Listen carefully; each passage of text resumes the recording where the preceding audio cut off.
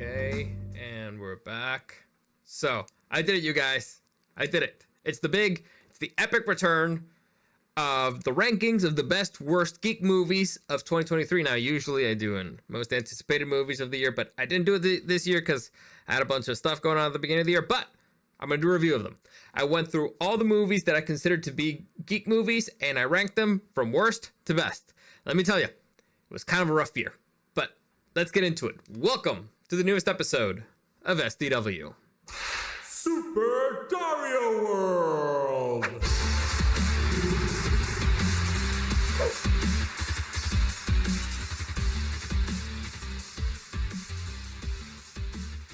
So like I said, it was kind of a rough year. Kind of difficult, kind of extremely annoying to go through all this, I gotta tell you. I had a very difficult time picking. It was a very top heavy, bottom heavy year. So there was not much in the middle. It made it really hard. So the tiebreakers ended up being, some of them subjective. You know what? They were all subjective. Like some of them I could be really objective about, but mostly it's subjective stuff. Like for example, if you ruined a franchise or a story that I really cared about, you went all the way down to the bottom, baby. The more disappointed I was in you, the lower you go. Now maybe objectively could be a better film. Maybe. I don't think so. I had to ask myself serious questions like which movie would I rather see more than which other one, all that stuff. It was pretty hard. It was pretty difficult. Like I said, I think this is the hardest year that this rankings has ever been, and you'll understand why. But before I get into it, let me just give you a quick reminder.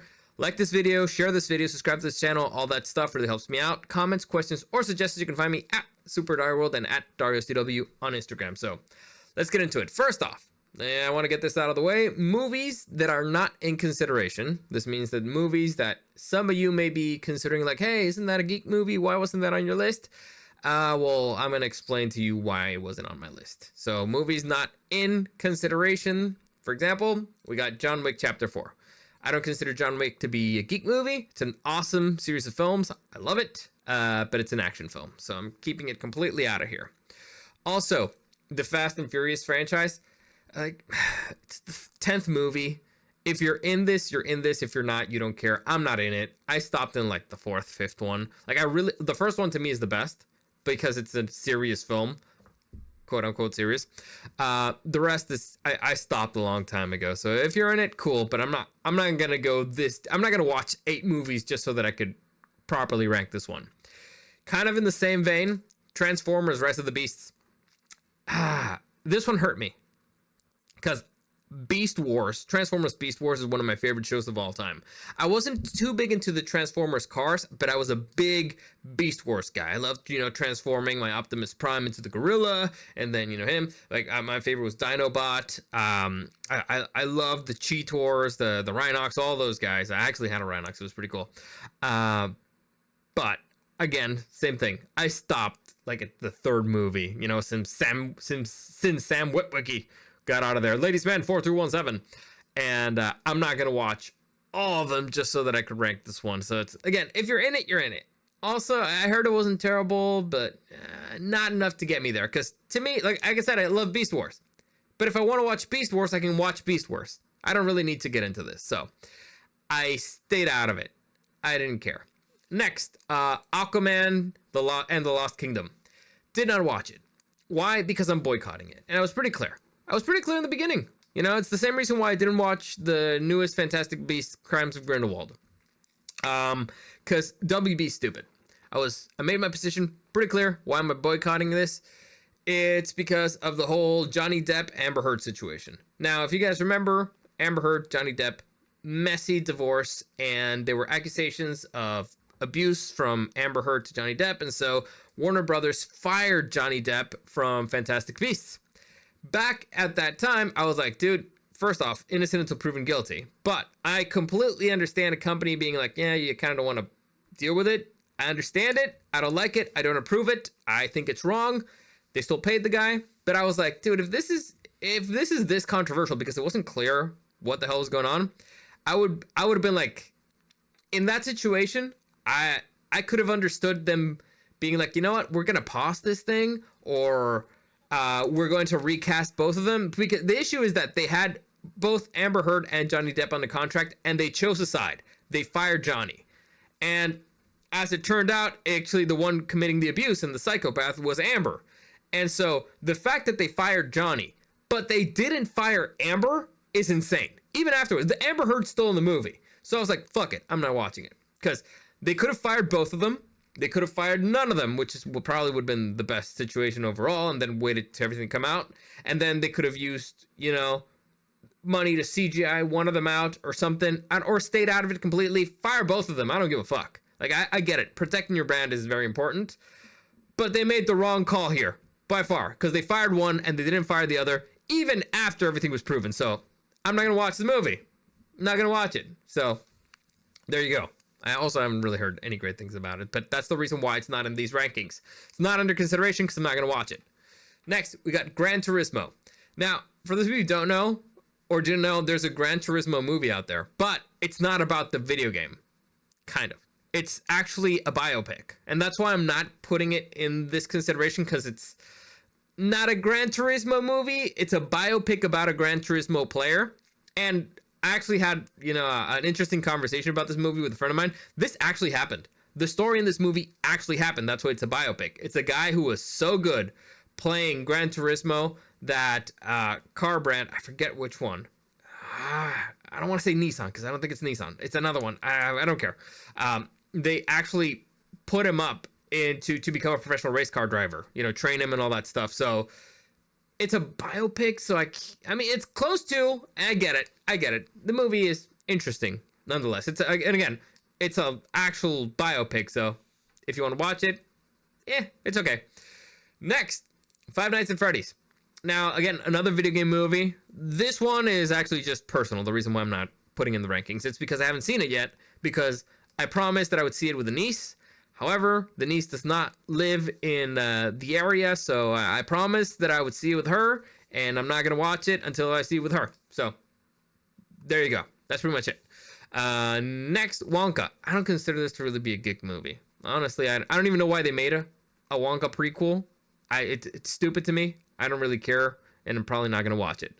I'm good with Willy Wonka and the Chocolate Factory. I didn't care about Charlie and Chocolate Factory. I don't understand why we're, trying to milk this one. It was good. The first one's enough. Nobody is going to beat Gene Wilder. Stop it. But anyway, those are the ones that are not in consideration. Let's move on to the best, worst geek movies of 2023. The rankings. It's official. And again, this was very hard. This is very difficult. It's a bottom-heavy year. I was going to say top 5.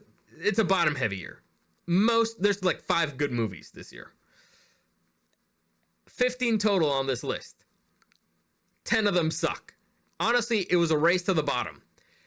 And the reasons why I ranked them this way, I'll explain. And again, it's all purely subjective. I'll explain my reasoning. Because they all suck. All right, they're all really bad. Just different levels. So, first off, not all the way at the bottom, the worst probable geek movie of the year, Rebel Moon. Zack Snyder's Rebel Moon. And the reason why this is all the way down at the bottom is because I had really high expectations for this one. I'm a big Zack Snyder fan. I've defended a lot of Zack Snyder movies. I'm like, dude, no, you need... I've defended Batman v Superman, the extended cut, the director's cut. I've told people, you got to watch the director's cut. It's a really good film. I've defended a lot of movies that people didn't like. I love The Man of Steel. I remember walking out of the theaters being like, oh, that was awesome. And hearing people say like, nah, that was too much action for me. I was like, are you kidding me? It's a Superman movie. The problem is that there's never enough action. And at least with the other ones. So I'm a Zack Snyder fan, not just a fan, kind of a defender sometimes. I still, I'll defend them because I think, the movies are good. The extended versions. This is easily his worst film. By far. It's disgustingly bad. Really, it's amateur hour 1,000%. Zack Snyder should be embarrassed about putting this movie out. That's how bad it is. Honestly, you know what? Good for stealing Netflix's money, but holy crap, this is a bad film. And nothing works in it. There could be an interesting story there, but nah. Like it at first it felt kind of like, okay, he's doing his own Seven Samurai, but then nah. The acting is really bad, by the way, which is a shocker because there's good actors in there. John Hudson is really good. His character has like 10 lines. He's supposed to be like a military genius. In fact, they call him a strategic genius. We don't actually ever see him plan anything. It's stupid. Charlie Hunnam is a really good actor. Phoned it in. Like, he was cartoony, ridiculous. You know, Zack Snyder's movies are usually known for having a unique aesthetic, you know, for looking very interesting. You know, like 300 has a very unique style and all that stuff. This movie does not look good at all. And I looked it up. The cinematographer for this movie is Zack Snyder. So maybe playing too many roles, being the director and the cinematographer and the writer and the producer didn't really work out. But Jesus Christ, the story, it's kind of like a mix between Star Wars and, from what I understand, Warhammer. It's like if they had a baby, but it's a ugly mutant baby. I don't know. Like, the setting could be really interesting. You know, galactic space war, kind of Dune-ish like in many ways. It could have been really good, but the execution was just terrible. Like, the acting's really bad. Let me see. I have some notes here. Oh, the big issue for me is always the villains are morons, and I mean complete and total morons, and they make no sense. There's a point where they have, and by spoiler alert, by the way, I'm gonna do a little bit of spoilers here because you really shouldn't watch this movie. It's really bad. Again, from a Zack Snyder fan, there's a point where the villains have the heroes captured, dead to rights, you know, like actually tied down and shit, and one of them has a gun in his hand. And I don't mean a little gun. I mean a big ass rifle on his hand. And they never think to take it away from him. Like, no, so they don't think to take away the rifle from him. Then they have the most, for being really vicious, evil guys, they have like the most humane method of execution ever. It's like a thing that they inject in the back of your neck so it severs your spine so you kind of die that way. And also they ended up giving the weapon that could to a farm dude, which could have released them. It was stupid. All right. The villains are beyond stupid. It's really annoying. The timing's really terrible. Again, visually it's not fun. Just they bring down a battleship. Now, I don't think it was the Dreadnought, but like a battleship, it gets brought down by killing one of its gunners. Like, a dude runs up to the ship, gets the same guy with the gun. Now that I think about it, he stabs the gunner with not a spear, but a piece of metal, basically. And then he moves the controller, which brings the ship down, like a giant battleship, floating one. It brings it down by shooting a gunner. Oh, well, I mean, by stabbing a gunner and then moving. It makes no sense. All right, the movie's beyond stupid. It's phone-in city. It's stupid, and it hurts to say. It's way too long, way too stupid, terribly made. The action's bad. The fight sequences are really stupid. The choreography's bad. It looks like it's gonna go one way, and then for some reason it doesn't.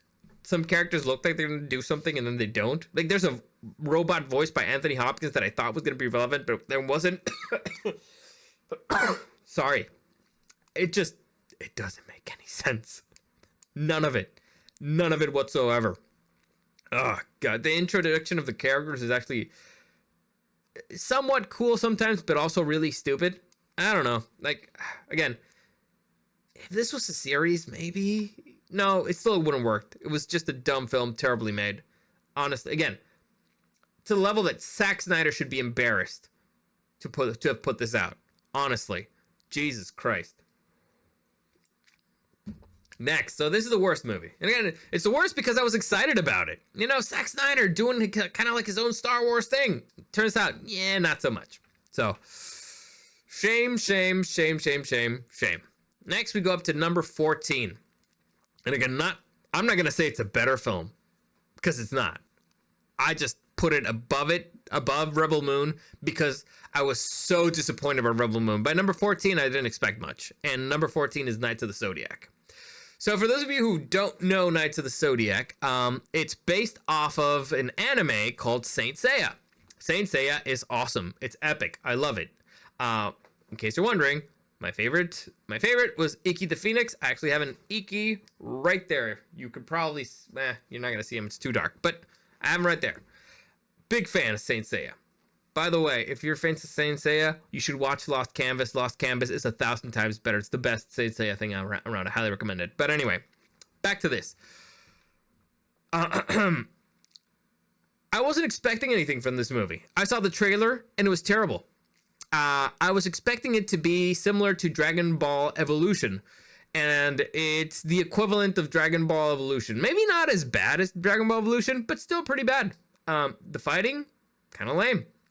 The main character, Seiya, they cast the same guy who plays Zoro in the Netflix adaptation of One Piece, which makes no sense because Seiya is kind of a passionate guy, and the guy who played Zoro is kind of, like a deadpan. He's kind of like too cool for school.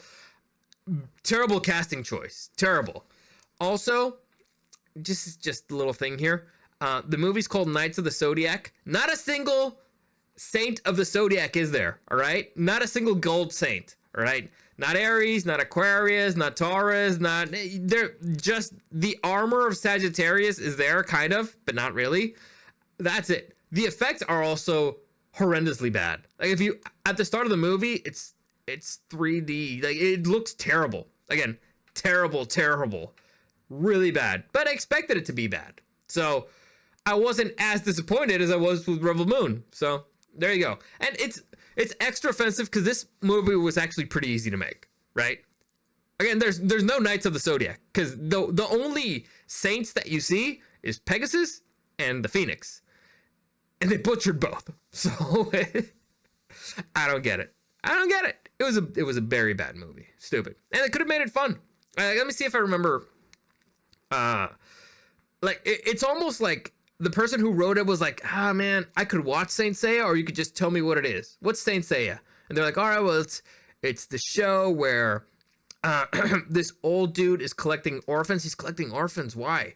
Well, he's collecting orphans so that they could train and become fighters, so that they can protect the reincarnation of Athena, who reincarnates to Earth every 230 years to go into war with Hades. It's like, oh shit, all right. And yeah, so with this dude collects a bunch of orphans so they can get armors, and he makes them all fight each other so that they could, to see which one of them would be worthy of the golden armor of Sagittarius. Like, all right, so I'm gonna ignore all that. I'm just gonna make a rich dude has a chick who's the reincarnation of Athena, and I'm gonna make it so that who's the main character? Oh, that's Seiya, the Pegasus. All right, so I'm gonna make him be like he recruits him. And you said there was a fighting tournament, right? All right, so he's gonna be like a cage fighter, and so he recruits him, and to protect Athena, and who's gonna be after Athena? Well, I said Hades. No, fuck Hades, man. He's been used too many times. He's gonna be, all right. Athena's gonna be chased after by her mother, the rich dude's ex-wife. Because I fucking hate my ex-wife, and so they should be the villains. Okay. Well, ex-wives should always be villains. And there's gonna be another saint. So what's like a cool bad saint? Well, I mean, the Phoenix was kind of the first main, but that guy. That's it. You don't want to put like Xion there. You want to put the dragon, the swan. No, fuck all those guys. Then two's enough. It's called Knights of the Zodiac. Maybe one of the gold. No, fuck them. Pegasus, Phoenix. That's it. People like Pegasus and Phoenix. That's it. Yeah, the movie's really stupid, really offensive. But anyway, I wasn't expecting much, and not much is what I got. So let's just continue. Number 13 on the best worst movies, Geek Movies of 2023 is The Flash.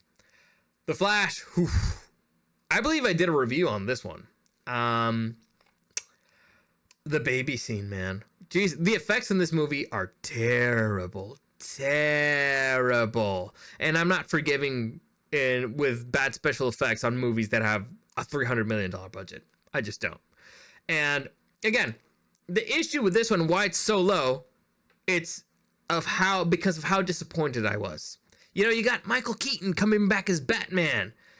I assumed he was going to be Thomas Wayne, but whatever. You know, it's like, fine, fuck it. Then you have, all right, this is James Gunn. He's going to be taking over the DCCU. So Flashpoint Paradox is the perfect story for them to kind of like rewrite all that stuff. And no, it was just complete and total garbage. It's a mess. Again, the baby scene. You just really need to watch the baby scene, and then you'll be like, oh, fuck this movie, man. It's terrible. Again, I fucking hate time travel. But Flashpoint Paradox, I like. Not the way they did here. So the issue why it fell so low is because, again, I had high expectations for it, and it just they just took a big dump on probably my favorite Flash storyline ever. It was disgustingly bad. It's a really bad movie. It's let's just say beyond disappointing. So all the way down to 13. Next, number 12, we got The Marvels. Yes, I watched it. I was the guy. I was the one guy the only person who saw it. I didn't see it in the theaters, by the way, but I saw it. I actually did. I sat through the whole film. Oh my God, it's bad. The reason why it's above The Flash is because I had no expectations for this movie. Like, none whatsoever. I knew it was going to be bad. I didn't care about the characters. I didn't see Miss Marvel. I knew it was going to be bad. I saw the trailer. I saw the trailer where Rambo says, what is it? Captain Marvel absorbs light. I see light. Like, fucking everybody sees light. Let me just see. I made some notes here. But forget about, all right. The effects are lame. The justification for them switching powers is really stupid. Just watch the opening scene. It's really bizarre because there's a bunch of characters walking around in a moon, and I was like, why don't they have like masks or something, to help them breathe? They're walking. It's a moon. It has no atmosphere. You can see the stars clearly out there, so there's no atmosphere. And then the girl starts switching around. And then I was like, oh, that's why. Because if you would have switched one of the girls who's not Captain Marvel there, she would have been able to breathe. So, because let's say Kamala Khan is in her room, in her house, in wherever the fuck she lives, and she's transported to that moon, she can't breathe, so she would have died. So they made something ridiculously stupid in order to make that particular thing make sense, except then there's this whole thing about Rambo being in a spacesuit and her switching places with everybody, but they don't switch the spacesuit. They change they take all their other clothing, but she didn't take the spacesuit. I don't get it. It was stupid. And this is just the opening sequence, by the way. Just the opening sequence. The villain's plan is beyond stupid. Everything's beyond, like, the plan is there's a villain who's trying to get bangles or like bracelets. There's a pair of bracelets or bangles, whatever you call them. Miss Marvel has one of them for some reason. I don't know. I didn't watch your show. She finds the other one on this moon. And for some reason, these two bangles are what power transportation across the universe. That's the reason why they can jump, through through wormholes and all that. Is because those two things exist. Why? I don't know. What's the power source? I don't know. They're magic. Yes, that's the reason. Anyway, so she's using this and her hammer, this Kree chick, to create wormholes and kind of start sucking resources from the planet. Okay, so basically, she's a Kree. Captain Marvel goes and kills the big computer thing, and so the Kree start a civil war and they fuck up their planet. So they have no water, the oxygen's polluted, and their son's dying. Now, I don't see why that's Captain Marvel's fault per se. I mean, they started their own war, but whatever, I get it. You need to blame somebody. Anyway, and so she starts opening up these wormholes next to planets to steal their resources. So next to a planet that has clean air, so it sucks it out of it. Now, I don't think she understands how that works, because I'm pretty sure that the only way that one thing, if you create a portal from one place to the other, the only way that one would suck out the oxygen from the other is if the other one was in a vacuum, right? Because the one that has no oxygen would absorb it. Yeah, and so, or the one who has the stronger gravity, I guess. And you don't really know. Which again, it's really stupid. And whoever did it never read a physics book in their life ever. Again, it's just all magic. It's really stupid. And the power levels here are just retarded. Cause Captain Marvel, she's fighting a Kree who's basically maybe a stronger dude than normal. She punches that dude straight in the face, straight through the roof, goes flying, comes back down to the house, breaks the roof, whatever. That dude keeps fighting. A random Kree soldier, like a nameless Kree soldier, keeps fighting after taking a punch from freaking Captain Marvel. Captain Marvel, who at one point was out muscling freaking Thanos, and then who at the end of this film goes into a sun to restart it. What the fuck are the Kree made? I don't get it. And also the main villain, she's basically just a Kree, and again, she's taking haymakers from freaking Cap. I don't get it. It was really stupid. The movie's just beyond stupid. They keep trying to make the Skrulls like a thing. Also, I don't know if this came out before or after Secret Invasion, the timeline, but apparently the Skrulls have a colony in another planet. So if it happened before Secret Invasion, maybe it could kind of make sense, except it's not their fault that, I guess it's Captain Marvel's fault. But if it happened after, before Secret, I don't get it.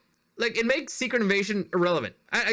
These movies, these shows just keep contradicting each other, and I'm too confused. And I don't care for it. But again, really bad movie. Really bad and stupid if you have a brain. Not even a good brain, just a brain. Anyway, and also, one of the big issues this year is that everybody's whatever you need them to be whenever you need it. And this happens a lot in this movie. It's really stupid. But yeah, number 12. Next, number 11 on the best, worst, right on the worst section. Worst geek movies of 2023. We got Indiana Jones and the Dial of Destiny. Now, this may be James Mangold's worst movie. Maybe. And I like James Mangold. The dude made Logan. He made Ford versus Ferrari. The dude knows how to make good movies. And there are certain scenes that are fun, certain chase scenes, but this is not a good movie. This is really stupid. For those of you who know me, this movie is about fucking time travel. You know how I feel about fucking time travel. I hate it. It's usually really stupid. There's very few situations where I feel time travel was used properly. This is not one of them. And it's also fucking Indiana Jones. Are you kidding me? Time travel. Jesus Christ. I didn't care for watching this movie because in the trailer, you remember there's this line where Indy's like, I don't believe in magic, but in my life I've seen things that I can't explain. And I'm like, dude, we saw you. You saw an actual miracle you saw the wrath of God, basically. I think twice. What do you mean? But whatever, man. Whatever. Sure. He's still a skeptic. Sure. This movie, the problem is that it thinks the audience is a bunch of morons, and they're actually the morons. So I don't know why. The movie begins in a sequence where Indy is fighting Nazis in the 1940s or whatever, and we kind of get an introduction to the villain. Now, Mads Mikkelsen is usually a good villain, not here. There's a point. Again, the villains are all morons. The problem is that the villains are all morons. There's a point, again, in the opening sequence where one of the main Nazis has Indy dead to rights. He has a gun. Indy doesn't. And instead of using the gun against Indy, he's using the head of a spear. I don't know why. I don't know. But the moment I was out in this movie is because Indy is caught. They're about to hang him. At the beginning, again, this is the opening sequence. And then a bomb falls right in the building where he's in. The bomb just falls right in front of him. It doesn't go off. it goes through a hole in the floor and then it blows up and everybody gets knocked out except Indy, or killed except Indy. And I was like, fuck you, I'm out already. Like I saw the previous Indy movie where he survived the nuke for being in, because he was inside of a fridge. This is just as bad or worse. It's beyond fucking stupid and ridiculous. Are you kidding me? Are you? It's a bit. Also, the villain in the beginning gets hit like clean in the face by something that should have killed him. Like, I mean, he's on a train, and then there's this pole who's kind of right there, but the train's moving, the pole's not, and it hits him right in the face. I think they should have taken his head off, but clearly not so much. The movie's just stupid. Everybody's always at the right place at the right time. The chick is beyond annoying. The little kid is beyond annoying.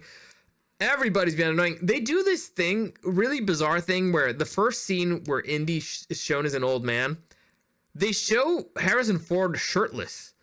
I don't get it. Like, if you want to maintain the illusion that, you know, old Indy could still kind of, you know, throw some haymakers and run, you don't show the man shirtless. That's a terrible way to start the movie. Also, I don't know what they were thinking, or if they were thinking at all, but that was a bad idea. Like, I would have started maybe with Indy doing some push-ups or something. Just, you know, to be like, oh, okay, he's old, but he's still in shape or whatever. Or maybe running. I don't know. But no, they made Indy a loser. I don't know why. I don't know why they do this to old beloved characters. Like, they did the same thing to Han Solo. Again, Harrison Ford. They made Han Solo a loser, like a divorced loser, deadbeat dad. Here, kind of the same. I don't get it. But just to explain how stupid this movie is, there's a point. You know, they travel back in time. Again, I told you, there's going to be spoilers, whatever, to the Roman invasion of Syracuse. They're on a plane, and a ballista from a Roman ship hits them, right? A Roman ship with a ballista hits a fucking plane. All right, that's Game of Thrones level stupid. That's Game of Thrones season 8 level stupid. Because, you know, at least in Game of Thrones, you can argue that, well, they built those things specifically for dragons, and, you know, it was meant to aim up in the sky. Why would a Roman ballista be designed to be able to move in a point where you can point it up in the sky? They were expecting a plane. No, it was stupid. Everything in this movie is stupid. I mean, here's how stupid the villains are. There's a point where Indy and the girl and the kid, they're escaping in a tut-tut or a rickshaw. You know, it's basically, imagine like a moped, but it's got like a 2-seater in the back and it's got like a little roof, right? That's it. A guy jumps from the car with a knife in his hand onto the roof of the tut-tut, sticks the knife on the roof of the tut-tut, and then kind of like starts cutting it. And it's like, dude, the it doesn't have doors. It doesn't have weapons. You could, you know, take the knife and stab him. You don't need to cut a hole in the roof to get in the tut-tut or whatever you call tuk-tuk or in the rickshaw. I don't get it, man. I do not. They landed a plane in a random ancient field in Sicily. It's beyond stupid. It's, oh my God. Again, the worst movie freaking James Mangold's ever done. The only reason why it's not as low as it should be is because the other movies were worse, for starters. And second, some of the action stuff is okay. Some of it. But overall, it's a terrible film. And it's mainly because the other ones were so much worse. So, there you go. Number 11. Now, we're moving on. So let's do a quick recap. 15, Rebel Moon. Sucked. At number 14, Knights of the Zodiac. Sucked. The Flash. Sucked. 12, The Marvels. Sucked. And 11, Indiana Jones and Dial of Destiny. Sucked. All these, disgustingly bad. Now, we're moving on to the, you know, the top 10. Again, 10 to 6. Well, 10 to 7. Not good either. They could have easily traded places with any of the other ones because they're so bad. Now, maybe some people will get offended with my pick for number 10, but I took this one very personally because it's a franchise that I really love, and that's Teenage Mutant Ninja Turtles Mutant Mayhems. So, number 10 in the best worst rankings of the rankings of the best worst geek movies of 2023, all the way down to number 10. Now, the reason why it's not lower, because again, they did something terrible to a franchise that I love, and I just dropped something. Sorry. This is keeping me sane. Is because thank God the movie's short.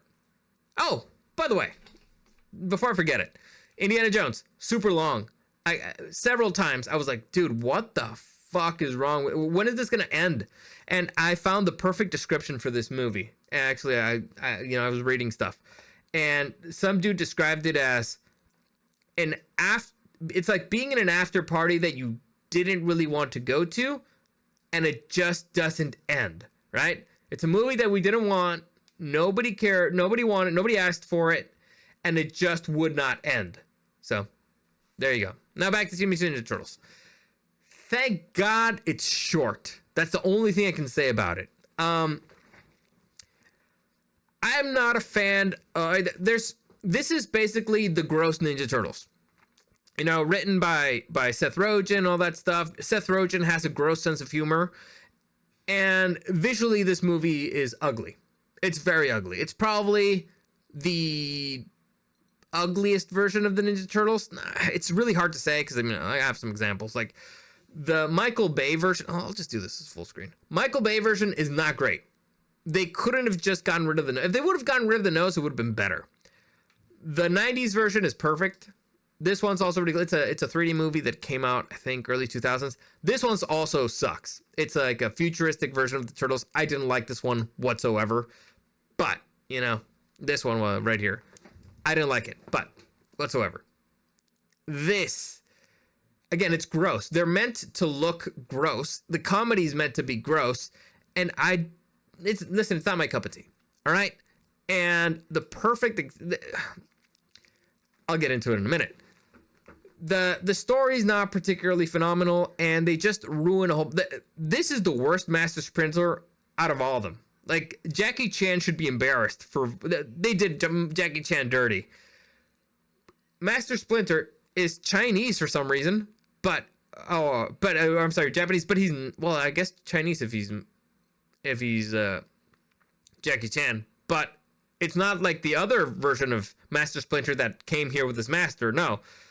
He was a New York rat, but for some reason has a Chinese accent and didn't know any martial arts until he learned from TV and YouTube. And that's how he trained the turtles in ninjutsu, which is stupid. Also, Master Splinter is a loser.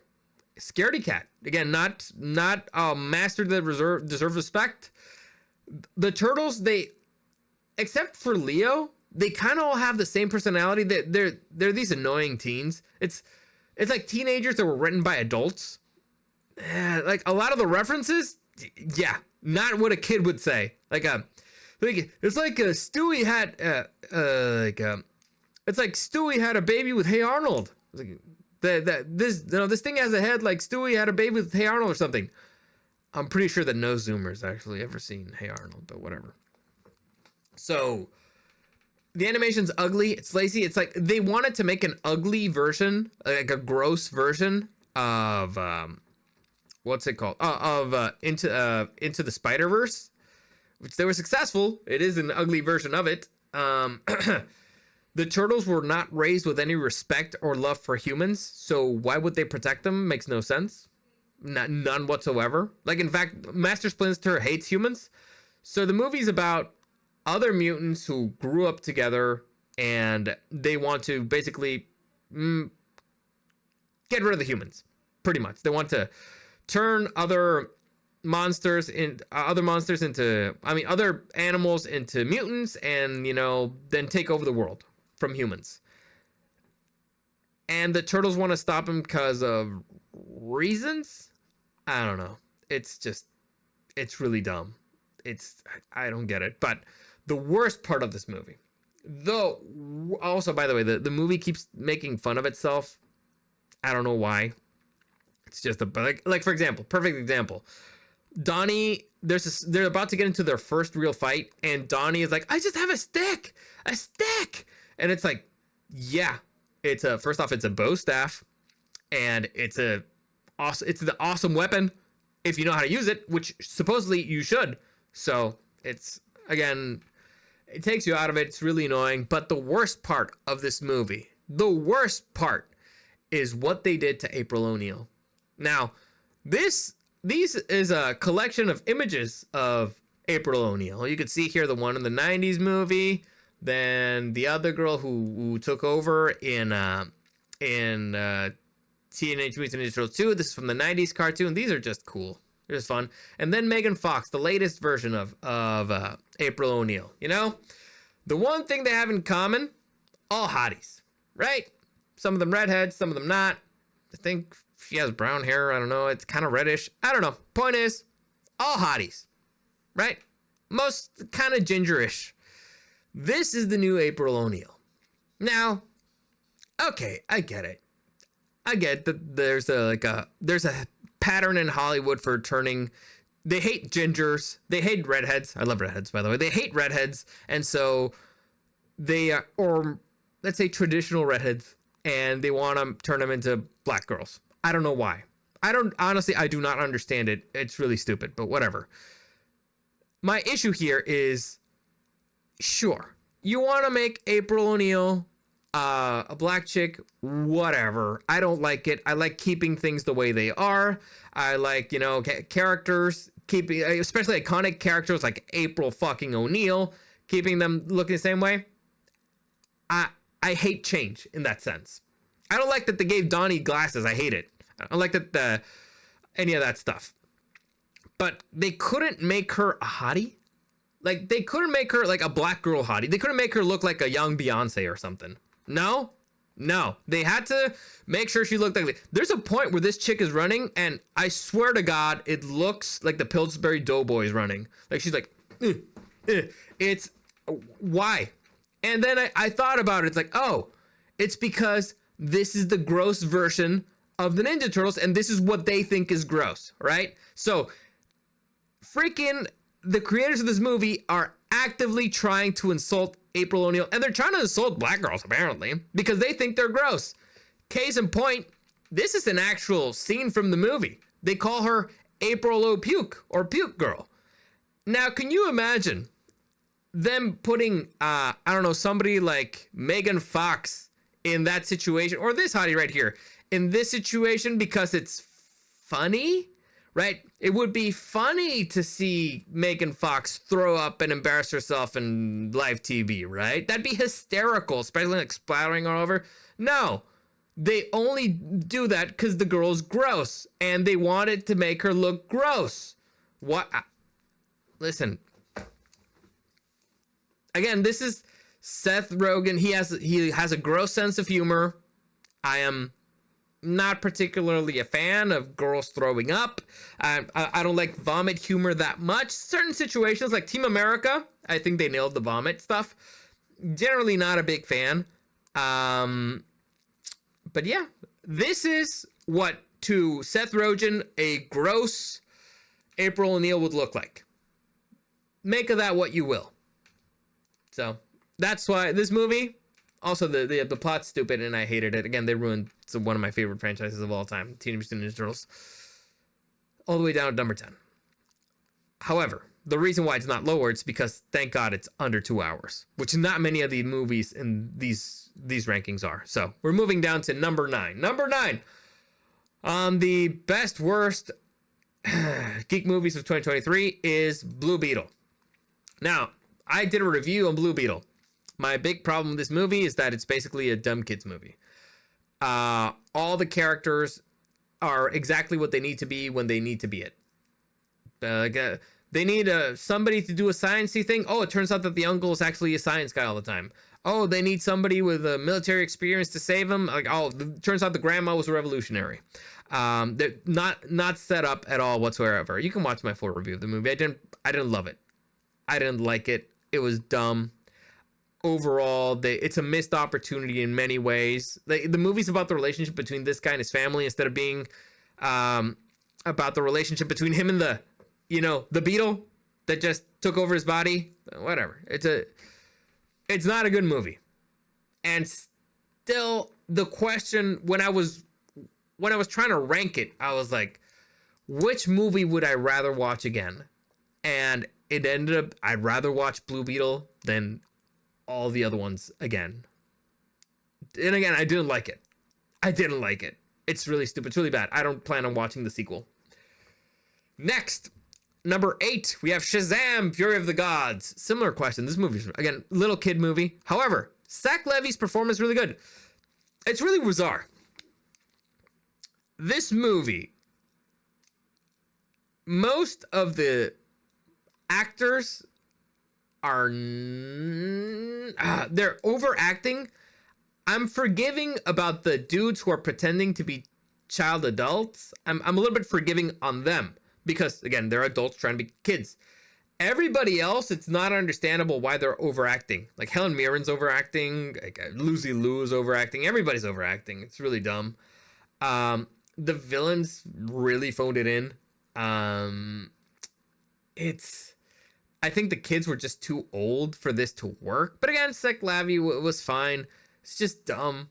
The wizard's still alive for some reason. The main villain says that her powers are, my powers are, well, Helen Mirren is like, oh yeah, my power, do you know, you forgot what my powers are? The elements. And then she uses telekinesis for reasons. I don't know. It's just, I didn't like it from beginning to end. But again, put a gun to my head. Which one would I rather watch? This one or Blue Beetle? I'd rather watch this one because at least this one made me chuckle a few times. Zach Levi had his moments, you know? The rest of the child actors are not pretty good. They're actually child actors in general. They're not good at all, and they're really annoying. But there you go. Damn it, I'm dying. These bad movies are killing me. Next, number 7 on the rankings of the best worst geek movies of 2023 is Ant-Man and the Wasp: Quantumania. Similar to the previous one, it's basically that Paul Rudd and Evangeline Lilly, they're likable and their performances were fine, but they ruined Kong the Conqueror. They ruined a whole bunch of the effects are terrible. Just, watch a screenshot of MODOK and oof. It's like, dude, this movie cost you how many $1 million? You got robbed, man. Jesus Christ. Didn't like it. Didn't enjoy it much, but again, put a gun to my head. Which one would I rather watch? I'd rather watch this one than any of the other ones. And again, it's not a good movie at all. I think I did a review for this one. Did I? Didn't I? I think I did a review. Anyway, let's continue. Now to the movies where I'm like, okay. 6, I wouldn't say it's a good movie, but I'll break it down. So 6. Number 6, we have The Hunger Games: The Ballad of Songbirds and Snakes.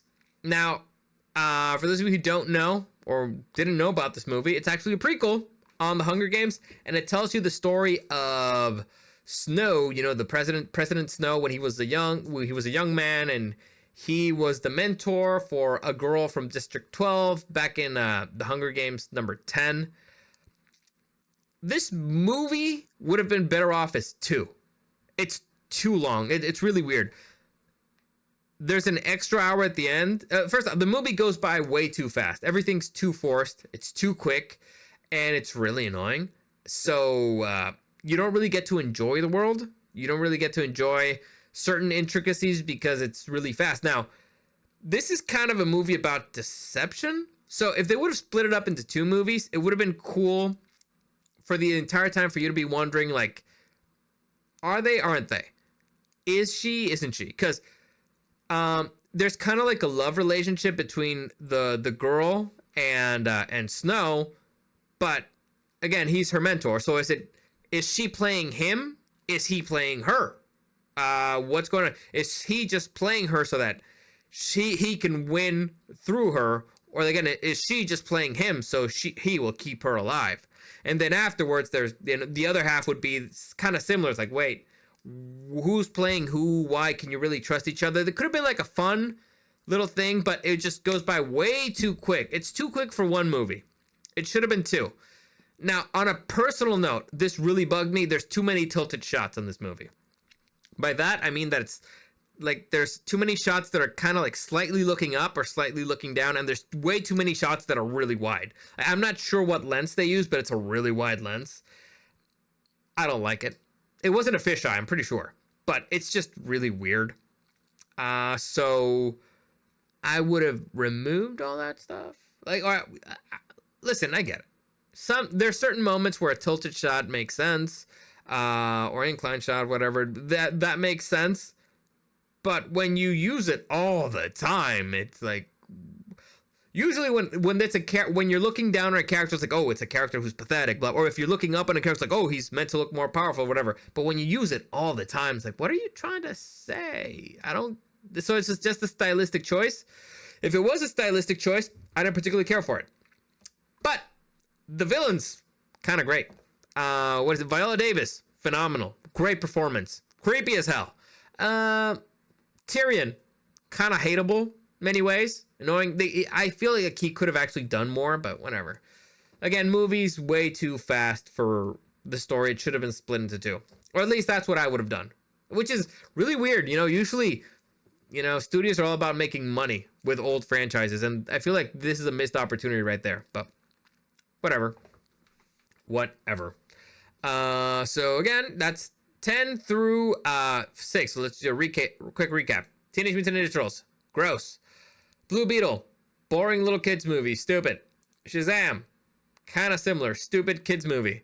Quantumania, makes no fucking sense whatsoever. The quantum realm, all the stuff, they ruined Kong. Hunger Games, Ballad of Songbirds and Snake, should have been split up into 2 movies. It would have been better. Didn't completely hate it. So this is one of those movies that I would have been like, I'll watch it again. Sure. Once, because let's say my girl wants to watch it. Sure. We'll watch it. I wouldn't be excited about it, but I wouldn't hate it. It's like, all right, sure, I'll watch it again. Cool. Whatever. You want to watch the whole Hunger Games movies? All right, fine, whatever. Next, this is the top 5. So these are actually good movies, all right? So that was all, except for the Hunger Games, it was all crap. It was all garbaggio. Now we're moving on to the ones who are actually good, right? Actually enjoyable movies. The rankings of the best worst Geek Movies of 2023. Number 5, we have Guardians of the Galaxy Volume 3. I did a breakdown of this movie. Well, not a breakdown. I did a quick review of it. Basically, my issue with it, similar with a lot of James Gunn movies, too many jokes, not all of them land. But the big issue with this movie is that the main character is Rocket, and Rocket is unconscious 90% of the film. Now, you get to see his backstory. His backstory is interesting, and that's the reason why he's the main character. But current time Rocket is knocked out most of the film. And so it's really bizarre when at the end of it, he kind of just wakes up and continues with the story. It's really weird. It feels really bizarre, especially at the end where they want to kind of scare you that, oh my God, Star-Lord, he's going to die, blah, blah. And you're like, oh man, Star-Lord's in this movie. All right, that's right. He's still in here. Oh yeah, that's right. He's supposed to be the face of this franchise, but he wasn't really part of this movie at all. Oh, right. Huh. Also, personally, I feel like they did not show us the most interesting part of the story, which is what I call the hunt for Gamora, which is, them trying to find Gamora, finding her, and then being like, oh yeah, I love you. He's like, I don't even fucking know you and all that stuff. So I did a breakdown of this movie. Didn't hate it. Didn't love it as much. In my humble opinion, it's the weakest of the 3, but still, it's an okay film. Again, I wouldn't hate watching it. If you asked me which of the Guardians movies would you rather watch, I'd rather watch the first one, but this one's okay. It's alright. I've seen worse, especially from Marvel. Next, number 4 of the rankings of the best geek movies of 2023, we got Into Spider-Man Across the Spider-Verse. Now, are you thinking, all the way down to number 4? All the way to number 4? Yes, all the way down to number 4. Why? The movies, again, visually, it's phenomenal. It's very similar to the Spider-Verse. I like the music. I like most of the characters. The issue here is that it's a middle movie. It's a setup movie. So it just kind of ends really bizarre. The pacing is a little bizarre. You kind of don't understand what the point was for a little bit. And I really did not like Miguel O'Hara. My issue with Miguel O'Hara, well, not that I didn't like him. My issue with Miguel O'Hara, who's kind of supposed to be the main antagonist, is that they kind of make him incompetent very early on in the movie. It's like he fucks up stupidly. And so rule number 1, this is again from wrestling. Don't make your villains incompetent. All right. You need to make your villains scary. And you know what's really scary? A competent villain. Or at least a competent antagonist. So I didn't love that. Again, the whole Spider-Man pointing at each other meme, the T-Rex Spider-Man, that was really cool. So it has its moments. Overall, good movie. I enjoyed it. Fun. Watchable. But it just, again, I guess I need to see where they go with it. And it's all going to be on the sequel. So, it's not like Lord of the Rings, the Two Towers, where it's a complete story, beginning to end, and you're like, all right, so that's that. Or freaking, The Empire Strikes Back, where it's a full story, it comes full circle. This one doesn't. It again, the pacing's a little bizarre, so it could have been better. I would have done a few things differently, particularly, changing stuff with Miguel O'Hara, but fun, enjoyable adventure. It's really difficult for them to fuck up Spider-Man. And so if I have to, I think Into the Spider-Verse was better, more fun. This one was just crazier. So there you go. Next, number 3 on the rankings of the best geek movies of 2023. We got Dungeons and Dragons: Honor Among Thieves. I did a review of this movie kind of recently.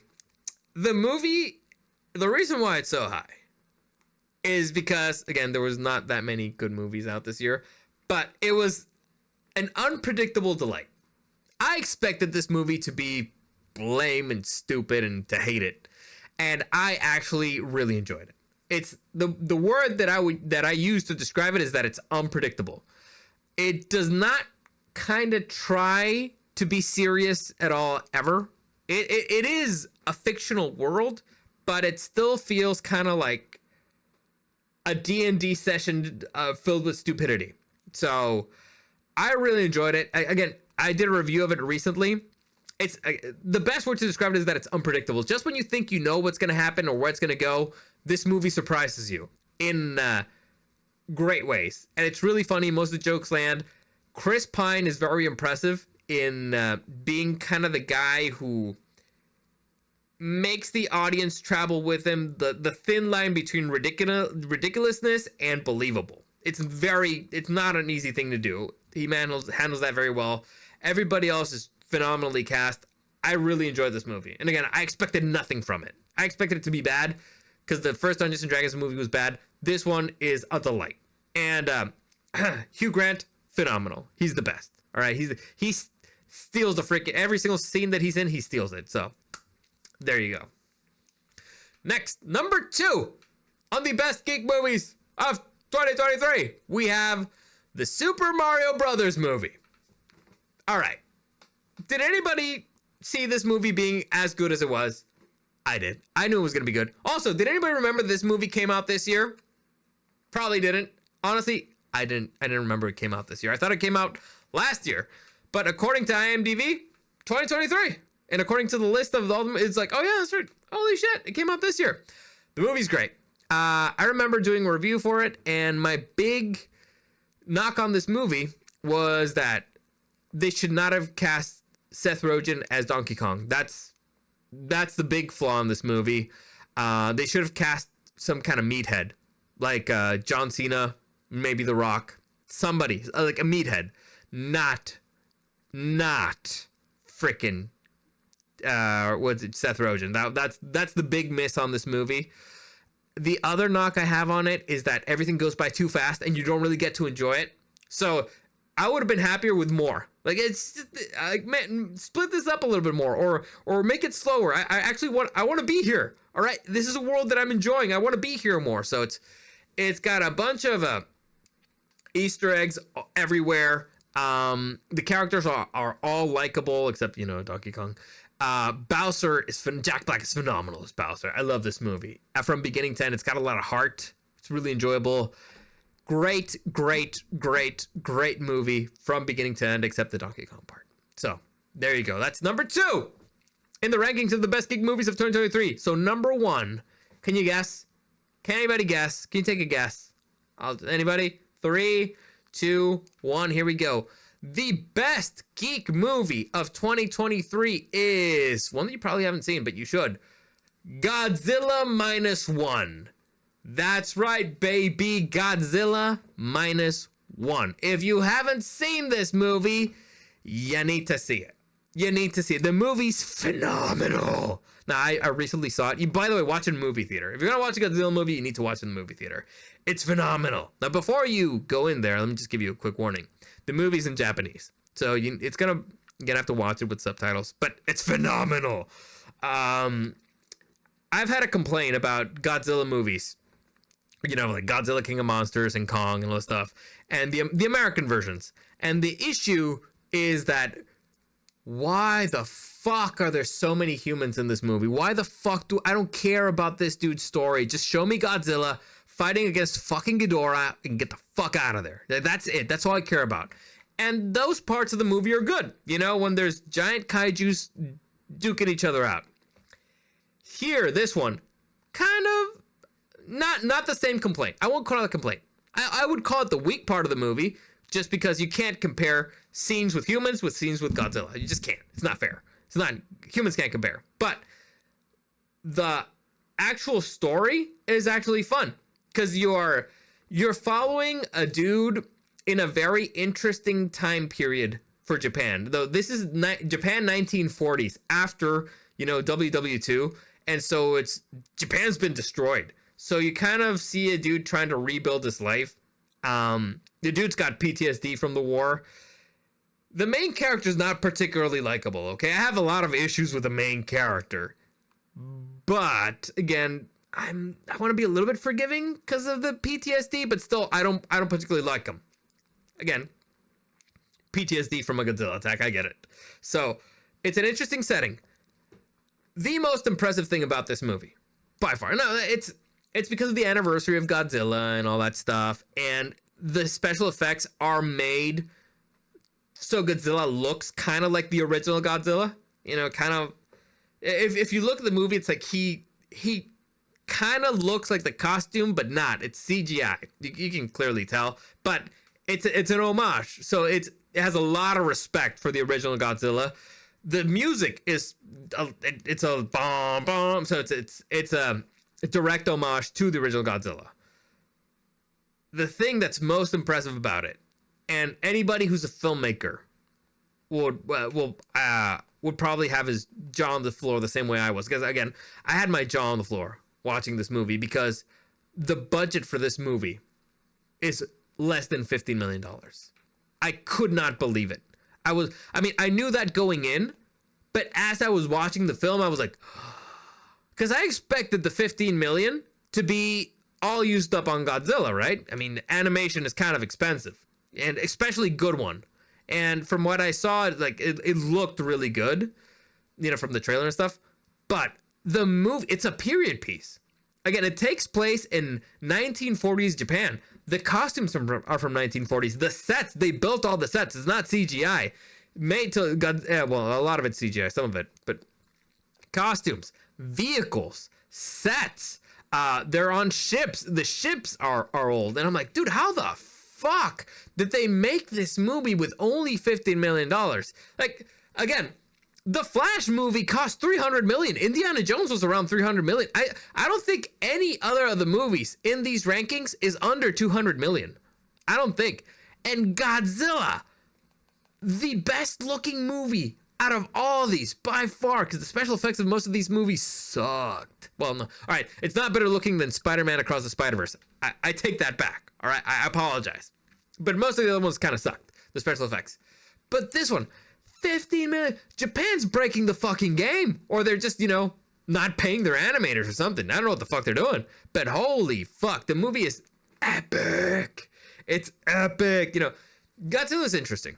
I love Godzilla, by the way. Like I used to have a shower curtain that was Godzilla. I don't have it anymore because now where I live, I don't actually need a shower curtain. I have a door and I hate it. Stupid door. I want to have the Godzilla curtain again. I actually have a Godzilla back there. He's right there. Anyway, Godzilla's interesting because Godzilla is basically a stand-in for America for a nuclear bomb, and it's kind of, you know, like, oh yeah, the nuke that we can actually fight against, but not the military, the civilians and all that stuff. And so there's a really interesting analysis, and there's a very interesting philosophical question in this movie. What? You've been talking about Godzilla movie? Philosophical question? There's a very interesting philosophical question in this movie.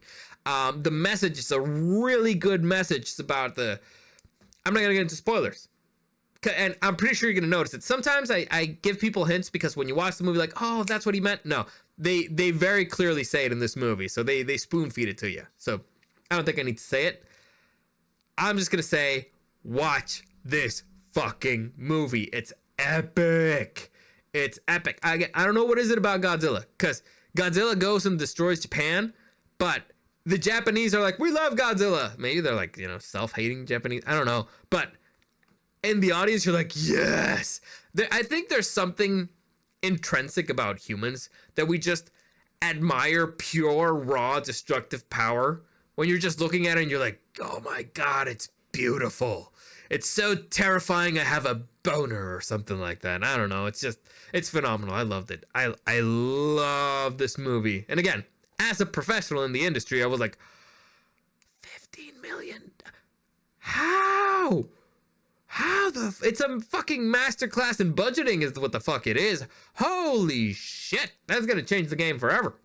Anyway, highly recommend this movie. Watch it. Watch it. It is phenomenal. It's not only phenomenal, it is the best geek movie of 2023, according to me. So there you go. If you want to do like a quick thing here, just a quick recap. For those of you who, I don't know, missed it or don't remember, number 15, we got Rebel Moon. Massively disappointing. Worst movie made by Zack Snyder. Knights of the Zodiac. There's no Zodiac Saints. It's only Pegasus and Pegasus and Phoenix, and they're not actually in the Zodiac. The Flash. The baby scene movie. Jesus Christ. God. The Marvels. She can see light. Indiana Jones. Fucking time travel, man. Jesus Christ. Indiana Jones and time travel. Son of a bitch. Teenage Mutant Ninja Turtles. Mutant Mayhem. Number 10. Gross. Number 9. Blue Beetle. Stupid kids movie. Grandma's a revolutionary. Saves her. She's actually the hero. She's stupid. Shazam! Fury of the Gods. Number 8. Zach Levy's funny. What do you want me to tell you? The movie was stupid. Number 7, Quantumania, Ant-Man and the Wasp. Quantumania. They just ruined Kong the Conqueror. Like, I mean, he got beat by ants. That's the next big bad in the MCU? Yeah, right. Number 6, Hunger Games, The Ballad of Songbird and Snakes. As they said, it should be 2 movies, and it actually would have been okay. As one movie, it's just too long and it's too fast. Which I know it sounds ridiculous. The story's too fast. The movie's too long.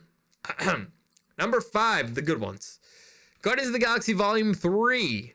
Number 4, Spider-Man Across the Spider-Verse. Oh, Guardians of the Galaxy Volume 3 needed a main character who was awake the entire movie. My humble opinion. Not as good as the first 2. Spider-Man Across the Spider-Verse. Not as good as the first one, but fun whatsoever. Dungeons and Dragons Honor Among Thieves. Unpredictable. Unexpected. A delight. Number 2, Super Mario Brothers movie. Phenomenal, except for Donkey Kong. And Godzilla Minus 1. Godzilla! Epic. So, there you go. That's it. Those are my rankings for the best, worst geek movies of 2023. Next week, if everything goes well, I will give you my list of the most anticipated geek movies of 2024. So, there you go.